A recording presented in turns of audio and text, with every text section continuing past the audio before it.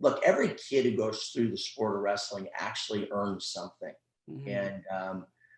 And they may not get a name on the wall, or they may not get a D1 scholarship. They may not be a nationally ranked wrestler, but our sport needs that humility. And it needs to continue to have that thing. We all want to talk about the best wrestlers we've had, or the most exciting moments that we've had. And we've had some really good ones.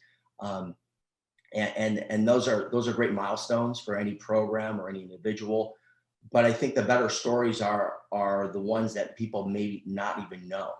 That kid who went through this program, he did all the work. He did everything that everybody else did. He really did never get a name on the wall, but I can tell you that his life completely changed from this process. You're listening to Spartan Combat on Spartan Up. Learn from battle-tested combat athletes with your host, Ryan Warner. Spartans! Welcome back to the Combat Series. Joe De Sena and I interview Coach Michael Palazzo. He's created a wrestling dynasty at Lake Highland Prep in Florida, and this interview focuses on how wrestling is a vetting process for life. Enjoy. Today's episode of Spartan Up is brought to you by BetterHelp. Spartan Up listeners can save 10% on their first month by going to betterhelp.com/Spartan. Okay, we have Coach Palazzo, leader of the Lake Highland Prep dynasty.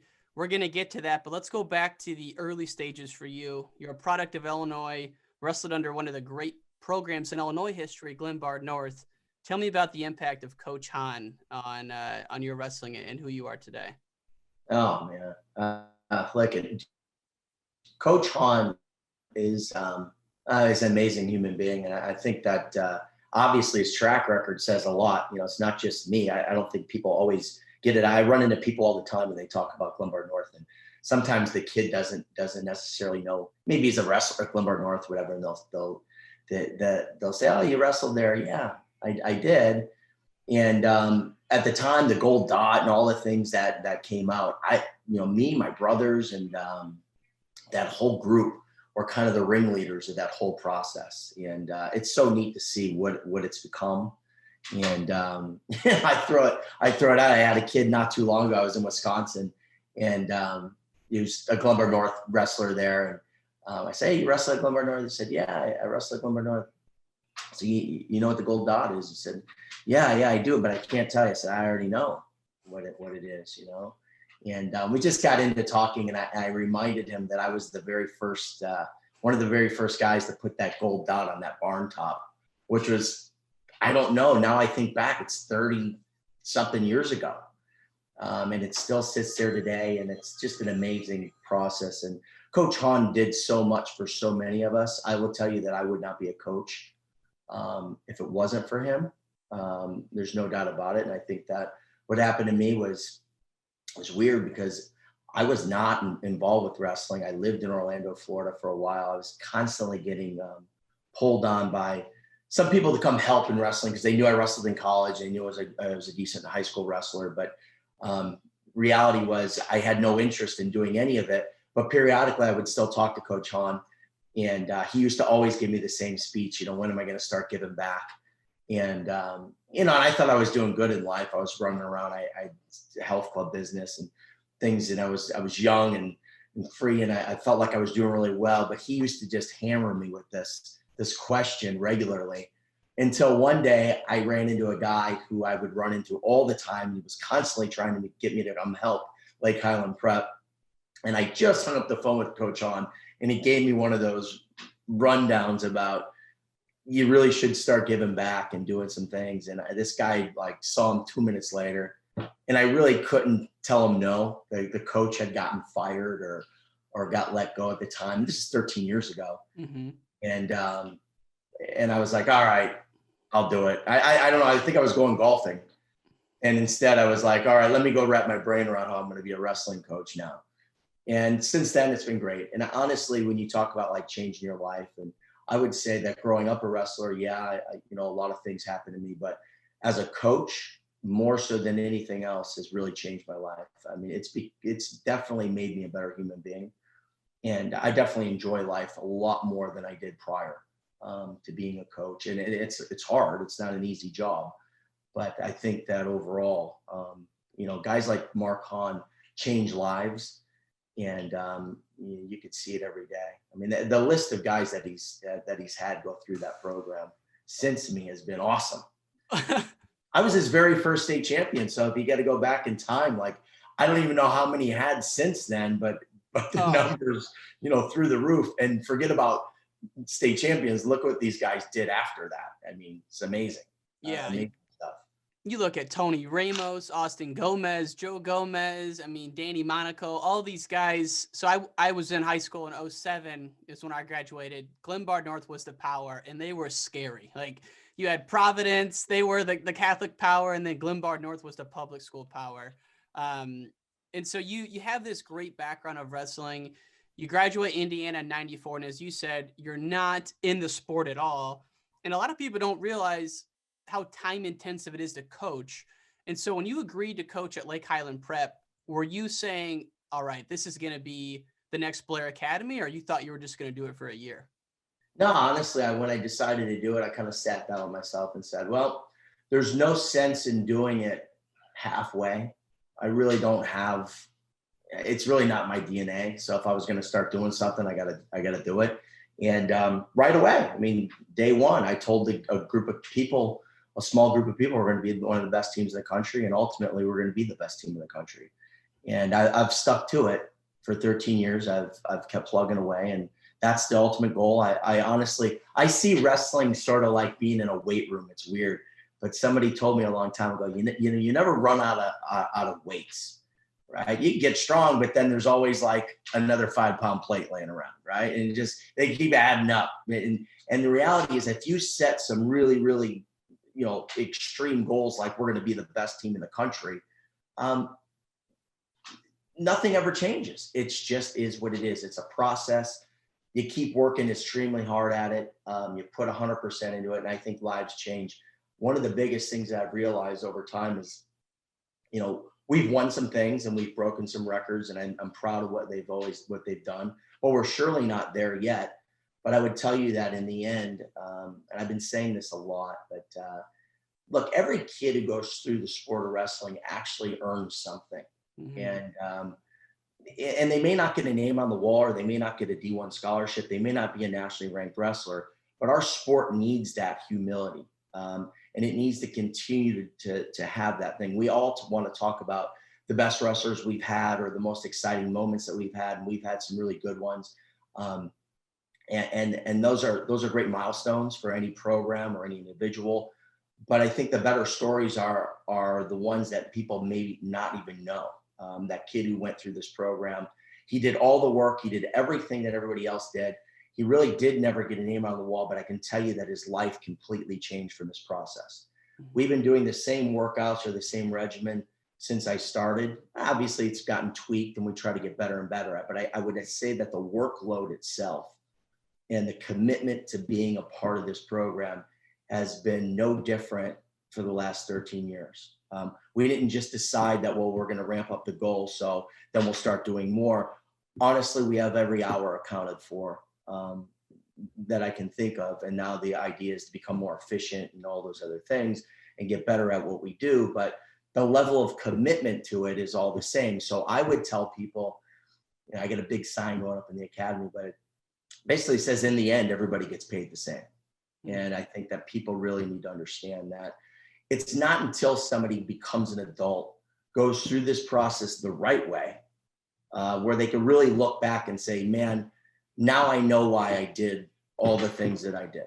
And that we try to keep that here all the time. It's really important when you're build a program that you don't alienate anybody. We're doing well, and I'm happy. And I think we have every bit of the goal to be the best team in the country. But the reality is that along the way, we need to make sure that everybody who had a hand in this program for any period of time understood that it was life-changing in general. And when we do that, then you build legacies, and this program will be around a lot longer than I will ever be. And that was part of my next goal, is that, yeah, we want to be the number one team in the country, but what can I do here that will keep this program? And when I say the program, I really mean wrestling in general, because wrestling in general is probably in this area has grown exponentially, because we've thought to work in that manner. It's not always all about ourselves. We run an academy that helps anybody. And I think that it's really important that everybody gets something out of it. So, and that's a Coach Hahn thing.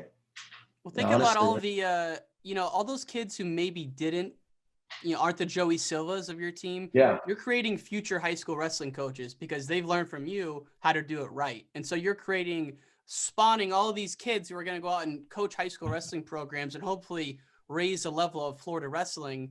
But kind of going back to what you said earlier, when you started, you wanted to be the best team in the country. For folks who don't know, Florida is not traditionally considered a power state, although you have the Russ Cozarts of the world and there's some awesome kids coming out of there.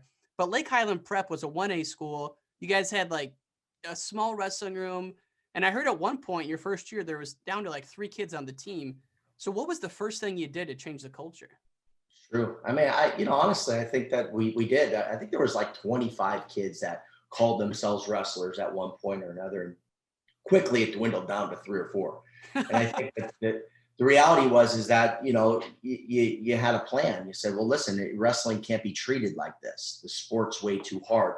I remember telling kids, a small group of kids and parents, trying to give them a history lesson on wrestling in general and talking about St. Ed's of Ohio. And how great the program is and how many years of tradition. And when I was in school, how a kid would come to Indiana University and it was a St. Ed's kid, and how people looked at that guy, because of what they've gone through in high school and the amount of tradition and how hard they work and what their schedules are like. And I didn't really think that in surely in the Lake Highland world, but even in the entire state, that people would wrap their brain around the idea of the different levels of our sport, what good really meant.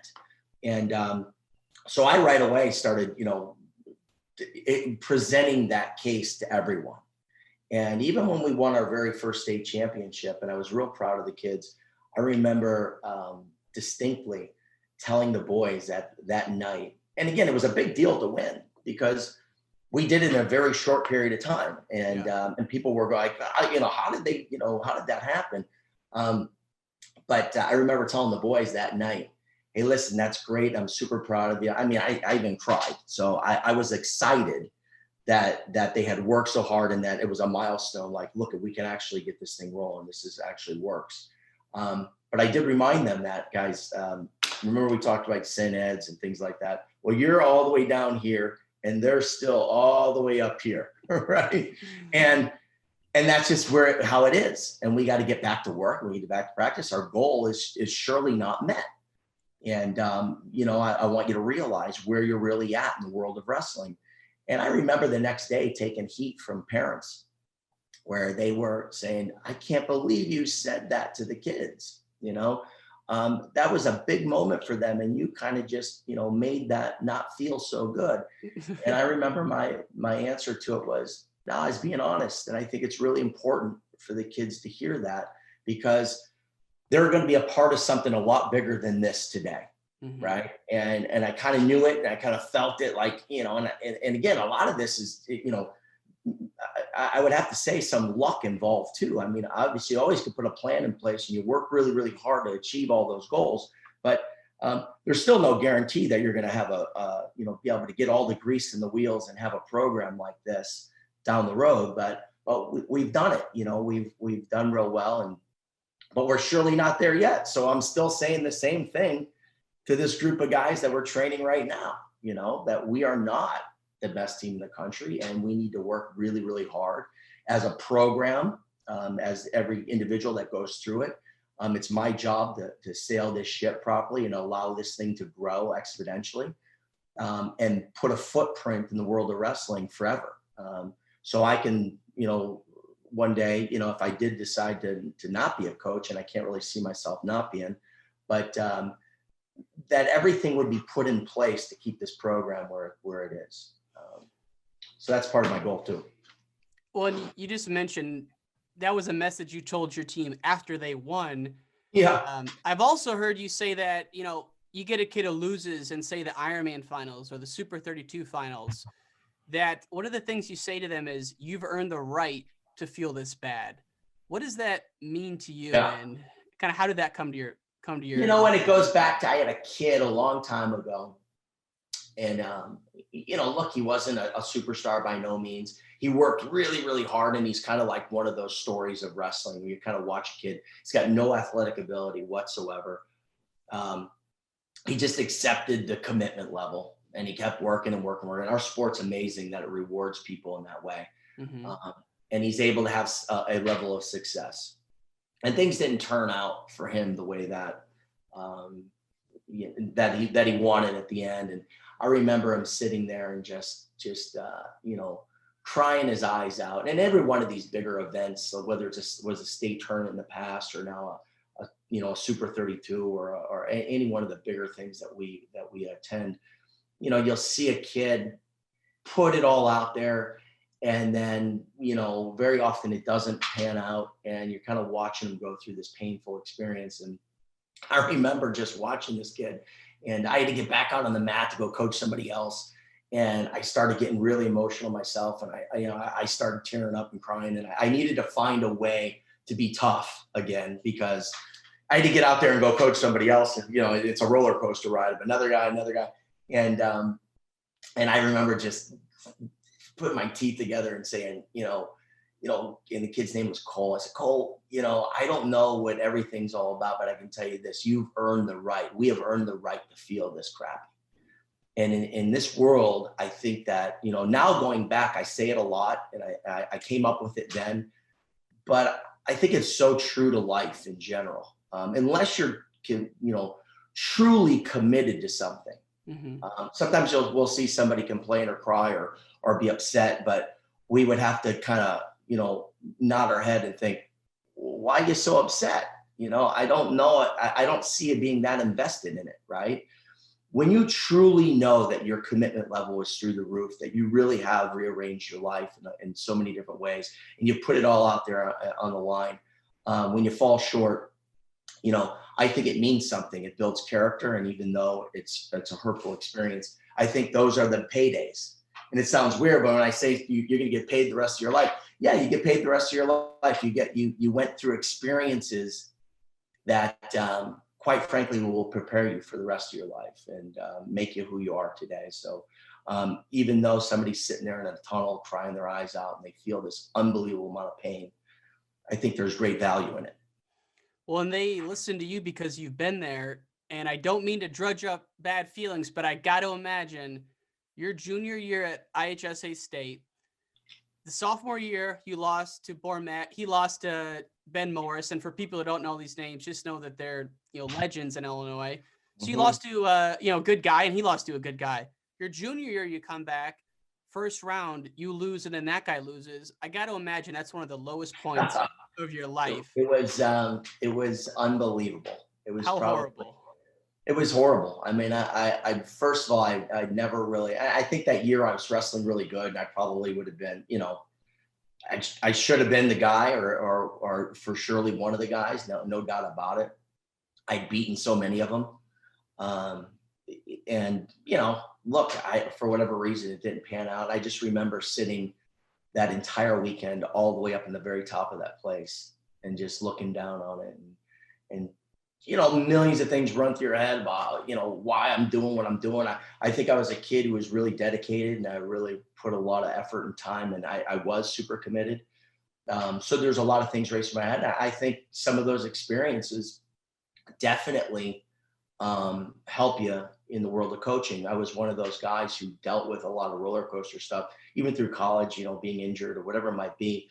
I always used to question, like any kid, I probably did a lot of questioning of why I do this. I remember Coach Hahn telling me very often, I would have those regular breakdowns like any high school kid, but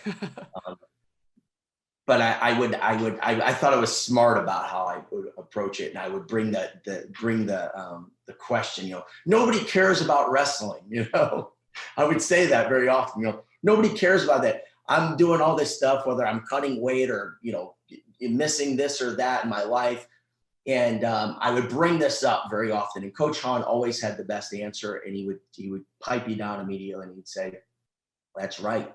Nobody does care, and the only person who's supposed to care is yourself." You know, the only thing you're supposed to be doing this for is what you see in the mirror. And one day, Mike, you'll understand that, right? He used to tell me, one day you'll figure it out, because it is really about humility, and it is about doing it for nobody else but yourself. And it's really about who you're going to become and how you deal with these things. And when you're a kid, you don't really understand it. But I think as you get a little bit older, you can, if you allow yourself to. It's one of the things that I get scared about in the world of wrestling right now is social media is different. You know, like we didn't get very much attention back then. You know, you'd be super committed guy and you had to wrestle. And then a lot of those questions would be being asked in your mind, and you never got any validation to them, right? You had one phone in the kitchen that would ring, you know, once in a while from aunt, uncle, grandma, grandpa. By the time it got down the line, it had nothing to do with wrestling, right? And now every 2 seconds, somebody's getting some level of, you know, connection to our sport. I think it's good in growth and it's good in communication, but maybe not so good in humility. Right now I'm watching posts that would say, you know, I'm proud of Johnny today. He went out and ran this morning. You know, that I had to remind 2,000 people that I did that. I don't know what's humble about that. I think it would be better to walk into Johnny's bedroom and say, hey, Johnny, I'm proud of you today, you know, and leave it at that. I think that sometimes guys are starting to live in a little bit of like, and households too, wrestling households are living in a little snow globe, and they're getting a lot of attention, but maybe that directs us to do this stuff for the wrong reasons. And, you know, and I think, again, getting the word out and growing wrestling is really important, but, you know, not with the lack of humility, you know, and I think that, again, the biggest lessons that anybody's going to get, or the biggest takeaways, is that our sport is really hard. It vets people. It really is a vetting process. Yeah. And allow those things to make it the reason why your kid's going through this process. So that's what I would say. I love it. And I have a follow-up before we do. Joe, I know you got a split in 6. Do you want to ask anything to Coach Palazzo here before you jump? First off, Coach Palazzo and I met at a tournament, and I didn't know everything I just learned. So I'm glad. I actually was just enjoying listening. And everything you mentioned about changing lives, about it being a vetting process, about your goal being a stretch goal to be the #1 team in the country. I thought you already were the #1. At least in my eyes, you're the #1 team in the country. Yeah, no, not yet. It's exactly who and what we are at Spartan. So I guess that's why I'm attracted to your sport, because they're so similar, right? It's a lot of hard work. It's a lot of failure. There's only a few people standing at the end. It requires tremendous commitment. So, and it changes lives. I mean, look, it's like, I tell people all the time, it's like turning iron into steel. You got to heat it, you got to pound it, you got to drown it. And that's what we do for, 1.5 million civilians a year around the world. You guys do it in that room. Your kiln, the heating process you guys provide is probably a little hotter than what we do out on the course. But same deal. Sorry, I'm not spitting out questions. I'm just thinking.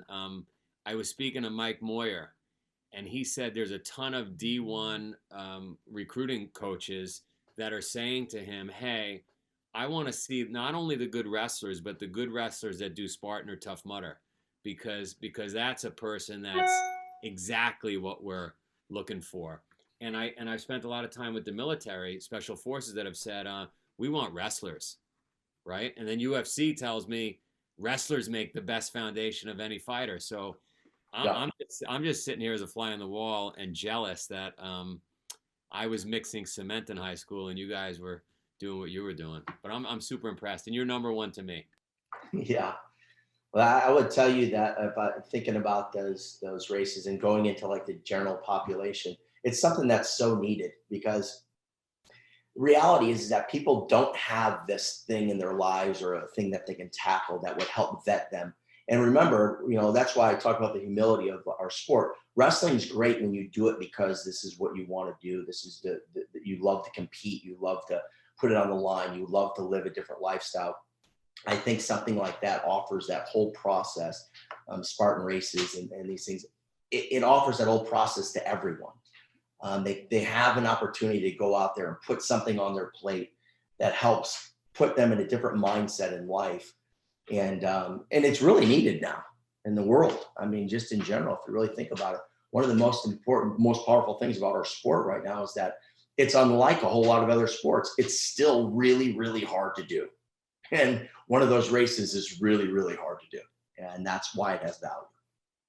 And I'm attracted to hard, challenging things, because I think, and you agree, that's what transforms us, right? Like as a culture, many cultures used to have a rite of passage to become a man or a woman in that culture. That's gone. Yeah.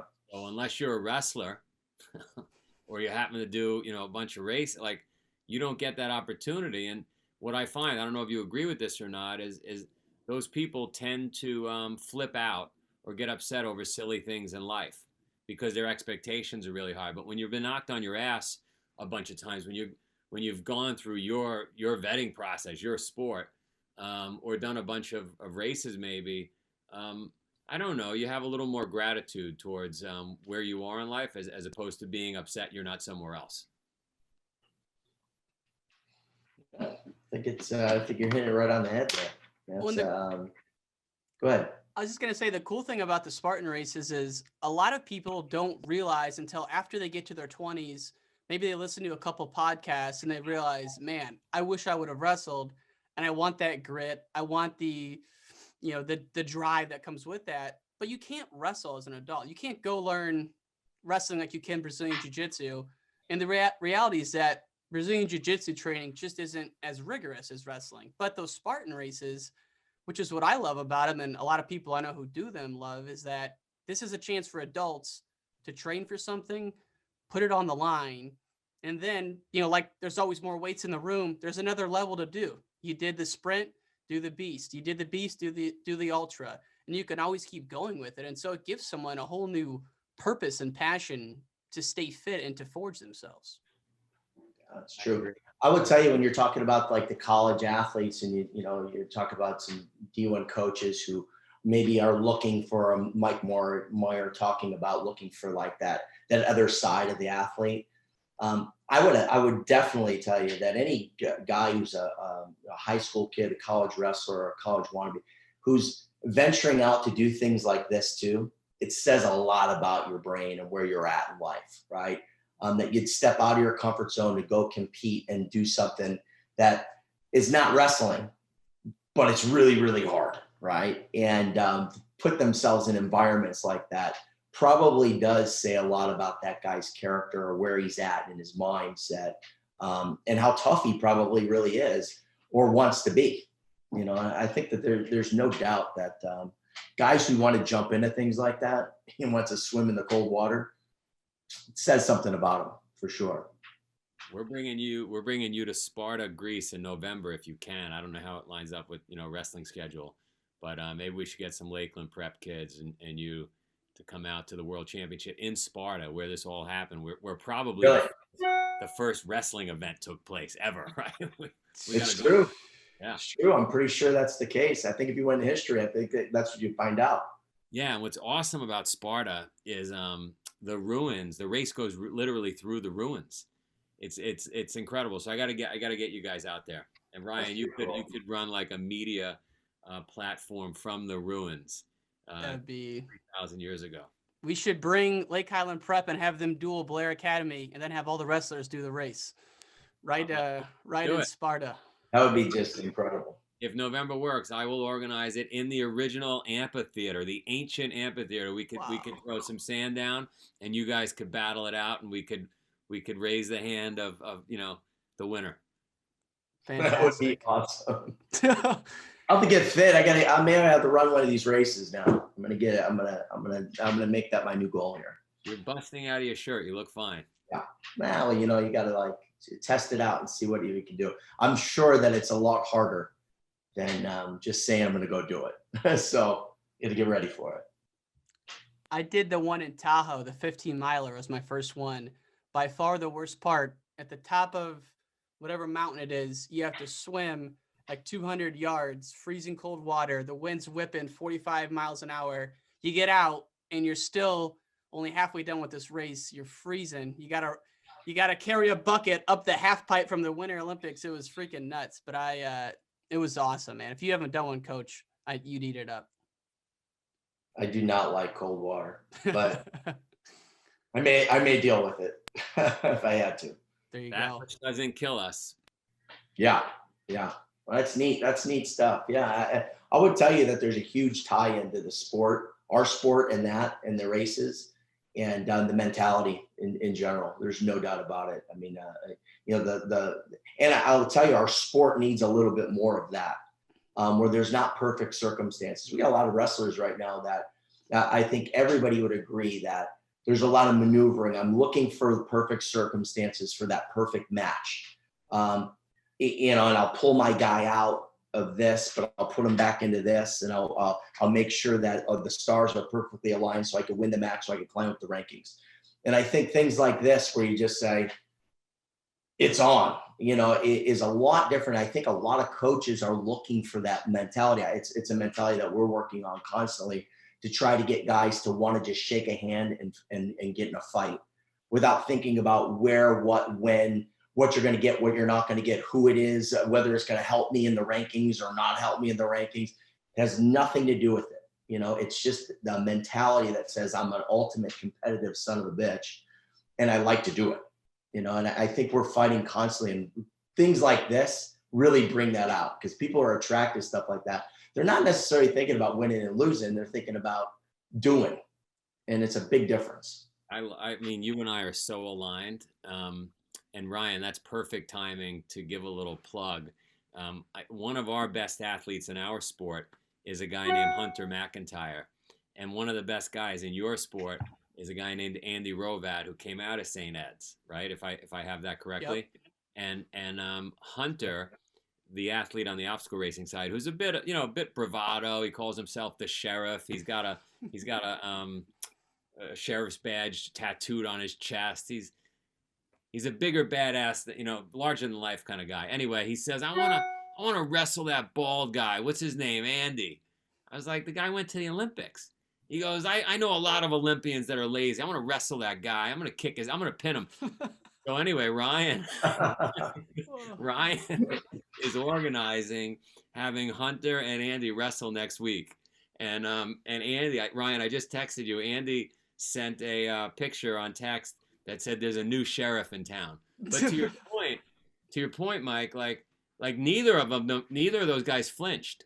Andy didn't flinch. Hunter didn't flinch. Like, they're both warriors, and whatever, doesn't matter. Yeah, we'll do it. Yeah. Right, let's do it. And then I was gonna say, maybe for the back of your shirts at your high school, the ancient Spartans used to say, like, we don't ask how many the enemy is. We don't ask, who the enemy is. We just want to know where the enemy is. And that's, I think, the mentality you're talking about. Yeah, exactly. No, I think that's good. We've always run, one of the keys to us doing well has always been, blessed to have worked the side of it, to have resources to be able to do it. I understand that that's a real important part of running a program. But ultimately, we've had a really tough schedule the last 6, 7, 8 years. We've been everywhere. And accepting that and just showing up and wrestling. A guy like Joe Silva wrestled so many different places and wrestled so many nationally ranked guys in his last 2 years that it was inevitable that, if you looked at the resume, the only reason why that happened is because, quite frankly, we were everywhere. And if you were going to do well, there's no way that you can't. You're either going to sink or you're going to swim. And I think that I still have that mentality. We'll put together the toughest schedules we possibly can and put these guys through the ringer. And I think it's a mentality. It's good. It's a good thing. And I won't let that thing swoop into the program that tells me, hey, why don't you take your foot off the gas pedal, because it would be a lot better for my guy to get higher up the rankings if we didn't wrestle this week, but we wrestle next week, and we pick this time and that time. And don't wrestle now because there's nobody that can help him get higher. And if he loses, then it's a detriment, right? And I think a lot of those things start to happen, and I'm conscious of it. I don't want it to happen. I want to just compete and make sure the guys are prepared and rested and ready to go. But reality is they should want to compete, and that's a constant we're working on. Yeah, you guys have a vicious schedule. I know we're going to wind down, but for folks who don't know, Lake Highland Prep wrestles the Ironman. I mean, even out of the season, Super 32, the TOC, you guys are freaking everywhere. And yeah, you're really kind of embodying what Joe said there. You just throw the guys to the fire, and, you know, at the end, whoever's standing goes on and wrestles at the college level. And even the guys who don't, you know what it takes and have those lessons instilled deep down in their fiber and take that with them into business, into teaching, into whatever it is. And so I think, Coach, you're just exemplifying what everyone in wrestling wants to see out of a program. It's been an honor to talk to you. That's all I have. Joe, do you want to wind down with anything? Super honored to talk and to listen and to just confirm my insanity at wanting to align with wrestling and my internal team at Spartan saying, I don't understand, Joe. What are we doing? I'm saying, you don't understand. These guys and gals are exactly what we're looking for. So you just confirmed everything. Yeah. Well, it's life-changing. And I think that our sport needs more of the story being told about the process, a little bit less about, who's on top today or tomorrow. That's going to change, today a hero, tomorrow a zero. But I think that the process itself, the vetting process of a human being, of a young man or woman now going through this stuff, if done with the right mindset, changes lives forever, and it builds great foundations. And, it's no different than putting anything else on your plate. And what you created does exactly that for everyone. They just need to jump in and do it and accept the process. So yeah, all good, guys. Ryan, I agree. Ryan, before we leave, you got to reach out to his nemesis, that team, and set it up, Blair, right? And set it up in Sparta. They're one of the. I don't know who it is. I mean, look, there's a few other guys out there. It could be one of, I don't know, 5 or 6 programs right now. Wyoming SEM is just off the charts right now, and they're the #1 team in the country, and nobody would argue that. We'll see what happens in the next years to come here. We'll be pushing real hard to have our foot in that door for sure. Well, guys are awesome. Thanks for doing it. We'll make it happen. Coach Palazzo, thanks for coming on the show. We'll get this out to you, and we'll let you know when it's live, my friend. Awesome, guys. Take care. Thanks for listening to this episode of the Combat Series on Spartan Up Podcast. Spartan Up is your partner in resilience for mind, body, and spirit. We're here 3 days every week.